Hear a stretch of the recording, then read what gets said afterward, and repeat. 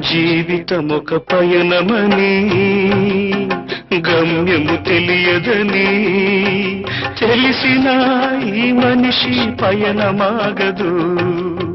జననం ధర్మమని మరణం కర్మమని తెలిసిన జనన మరణ చక్రమాగదు.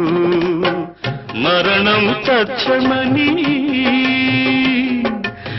ఏ జీవికి తప్పదని తెలిసినా ఈ మనిషి తపనాగదు.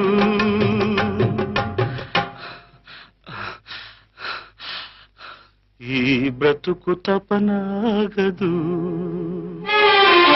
ఆగదు ఏ నిమిషము నీ కోసము, ఆగితే